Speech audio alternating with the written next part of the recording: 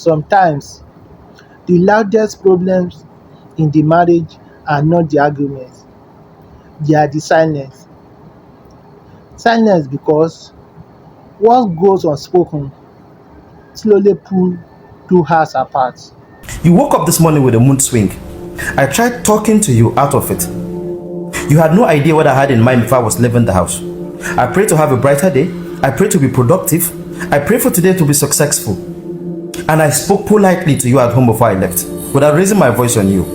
You have the nerve to walk down into the office with the same attitude, telling me don't you have the right to be angry over what's going on. Yes, things are not going right, but how does your anger fix that? You're making my job more difficult for me. Even when I know that things aren't going right, I try to put myself together. I try to talk to you politely. I try to console you. I don't even let you know or express it to you that I am angry over things that are going on. And the best you can do is to emit negative energy to me by putting on attitudes, giving me attitude, tightening and squeezing in your face for me. When I ask you what the problem is, you tell me, don't you have the right to get angry? How does your anger fix any of the things that is going on? Now I have to deal with the things that are going in my head. I have to pretend that I am okay, to talk to you, to know what the problem is with you. Making life, how more miserable do you actually expect me to feel or look before you're okay?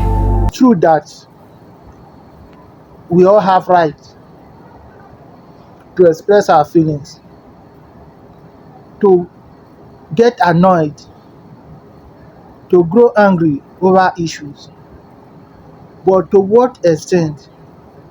When it now come to the point of keeping silence, using silence as a weapon against our partner, this is out of point. When you keep silence towards your partner, you make him or her very uncomfortable. Him or her will leave home for the rest of that day and be very, very uncomfortable, very, very disorganized. And that will continue going on as long as keep on keeping that silence against him or her.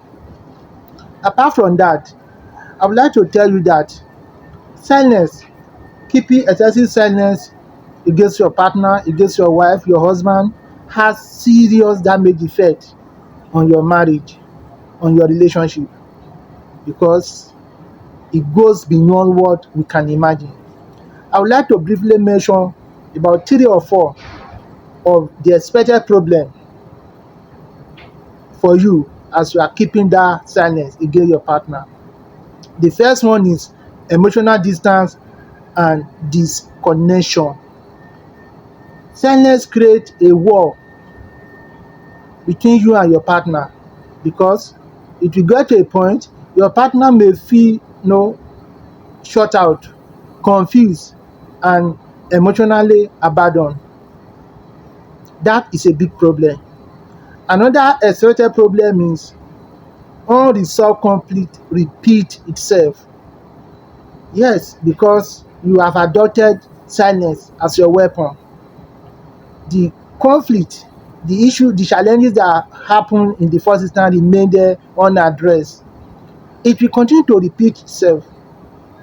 Issues that are never be discussed tend to resurface in different form, and when it resurface in that different form, it become larger and become more painful over time, and nobody will be there to address it or to find solution, because you cannot address what you don't know. You cannot find solution to unknown challenges, unknown problem. You cannot find solution to it. What of misinterpretation and assumption? Because you did not talk, your expectation, your assumption will be quite different and you will not get it. Remember, your partner is a human like you. When you fail to talk, to tell him or her your expectation, whatever he or she brings is what you are going to take. And I can tell you that this will never be correspond with your own expectation. So that also is a very big problem. We can also talk of breakdown of trust, breakdown of trust and intimacy.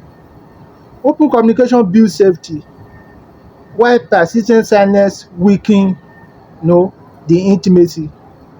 So if you decide to keep silence against your partner, what you are doing gradually is breaking down the trust between two of you, breaking down the communication between two of you. That is how long or how bad the side effect of keeping silence. Although in the short time, keeping silence may mean keeping peace, but on the long run, it have its own side effect. You keep silence for that very short period of time when the argument is at the heated point, just to avoid further escalating of the matter. You keeping silence at that moment to show respect, to show remorse, yes, but when it's now become a weapon, it is something that is coming back to affect you, to affect your relationship, to affect your family. We don't want to do that. Instead, we want to find a better way to express ourselves. You get to do that by find out when it is best time to address whatever that is upsetting you with your partner. Could it be early in the morning? Could it be the bedtime? Could it be while on the dining table? You have to know the exact time, but most importantly, it has to be the time where your partner is well relaxed, where your partner is less stressed.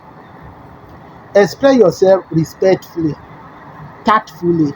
The problem will be addressed, then the adjustment will be made, and this will restore the peace, the happiness in your relationship, rather than continue to suffer it alone and resolve to go on silence against him or her. That will not bring any good result. It will only cause bigger problem.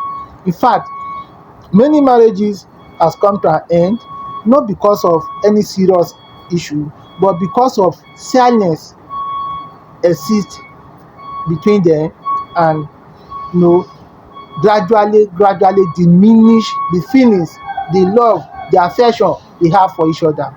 And before you know it, it will turn to, I don't just have that feeling, I don't just know what's happened. So for yours, for mine not to be in such way, we need to know what to do at the right time to do it, exactly how to do it. This will help us to keep going in our relationship, in our family, in our marriage, as the case may be. I believe you find this interesting. If so, please subscribe to this channel and let us continue to learn in this beautiful way. Your opinion is welcome in the comment section. We have it there. We will enjoy it together.